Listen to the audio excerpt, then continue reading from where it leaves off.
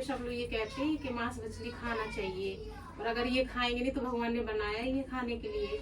मुर्गी नहीं खाएंगे, मछली नहीं खाएंगे, इनकी जनसंख्या नहीं बढ़ेगी, सब खाने के लिए तो बनाया है। देखो, आपका प्रश्न है कि यदि मुर्गा मछली नहीं खाएंगे तो इनकी जनसंख्या बढ़ जाएगी। भगवान इन्हें खाने के लिए बनाया है। तो यदि आप देखो, इस तरीके से जो प्रश्न करते हैं, उन मूर्ख बुद्धि लोगों को समझाना चाहिए। समझाना क्या चाहिए कि सबसे ज्यादा जनसंख्या तो मनुष्यों की बढ़ रही है,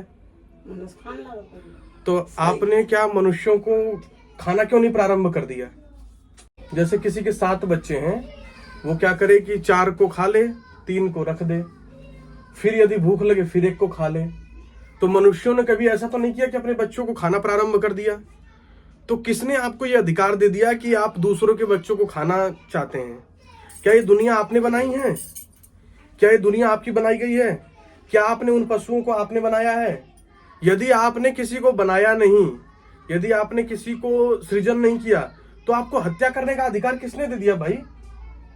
आपने जब किसी को बनाया नहीं तो आपको हत्या करने का अधिकार किसने दे दिया? किसने नहीं दिया। आपको हत्या नहीं करनी चाहिए। यदि आप कहते हैं कि जनसंख्या ज्यादा हो जाएगी, चलो हम मान लो इस विषय पे विचार भी करते हैं कि जनसंख्या ज्यादा हो जाएगी तो क्या करना चाहिए। जब जनसंख्या ज्यादा हो जाती है ना किसी भी चीज की, तो परमात्मा अपने आप कंट्रोल कर देता है। तुमने कोविड में नहीं देखा? कोरोना में क्या हुआ? कोरोना में लोगों के साथ क्या हुआ? कोरोना में जनसंख्या ज्यादा हो गई और भगवान ने ऐसा प्रकोप रच दिया, ना तो कोई दवाई काम आई, ना कोई वैद्य काम आया, ना कोई डॉक्टर काम आए, ना कोई ओझा सोखा काम आए। कोई काम आया क्या? कोई काम नहीं आया, और अपने आप जनसंख्या घट गई। ये प्रकृति है। प्रकृति को समझाने की जरूरत नहीं कि संतुलन कैसे करना है। प्रकृति अपना संतुलन करना जानती है। हम बस संतुलित होकर रहने लग जाएं। हम प्रकृति से छेड़छाड़ करेंगे तो ध्यान रखना, प्रकृति ऐसा छेड़छाड़ करेगी कि जीवन जीना असंभव हो जाएगा। प्रकृति अपना मैनेज अपने आप करना जानती है। जैसे घर का मुखिया होता है ना, उसे घर चलाना है कैसे, वो जानता है कि मुझे इतने रुपए यहाँ खर्च करने हैं, इतने रुपए मुझे यहाँ लगाना है, इतने रुपए मुझे यहाँ लगाना है। इस तरीके के वो अपने बजट बना के रखता है ना। ऐसे ही परमात्मा की जो ये प्रकृति है वो भी जानती है कि मुझे कब इसका संतुलन कैसे बनाना है। जब जब हम संतुलन प्रकृति का खराब करेंगे ना, वो अपने आप परमात्मा ठीक कर लेगा। जैसे अभी देखो, खूब प्रदूषण हो गया था, खूब बढ़िया बारिश हुई है, प्रदूषण कम हो गया, समझे ना। और कई बार ऐसा होता है कि प्रदूषण, बारिश नहीं होती है, प्रदूषण का सांस नहीं मिलने लगती है। यहाँ ही इतना नोएडा की, दिल्ली आदि में ऐसी स्थितियां हो जाती हैं कि यहाँ पे इतना प्रदूषण हो जाता है कि सांस लेना संभव नहीं रह पाता, समझे ना। फिर क्या होता है, परमात्मा ने इस बार देखो खूब बारिश की, उससे क्या हुआ, उससे प्रदूषण छट गया। तो भगवान और प्रकृति अपने को मैनेज करना जानती है। हम इससे छेड़छाड़ नहीं कर सकते हैं। हमें किसने अधिकार दे दिया जीव जंतुओं की हत्या करने को? जैसे इस पृथ्वी पे हमें रहने का अधिकार है, हमें खाने का अधिकार है, ऐसे ही उन जीव जंतुओं को भी अधिकार है कि वो स्वतंत्रता पूर्वक धरती पर रहें। सपोज करिए, आप विचार करके देखिए, आज हम शक्तिशाली हैं मनुष्य, इसलिए मुर्गी को, बकरे को कैद कर लेते हैं, उन्हें काट के खाते हैं। आप कल्पना करके देखिए कि कोई ऐसा प्राणी इस धरती पे आ जाए जो हम लोगों से ज्यादा शक्तिशाली हो, हम लोगों को पकड़ ले। जैसे शेर होता है ना, शेर हमें दौड़ा के पकड़ के फाड़ देगा।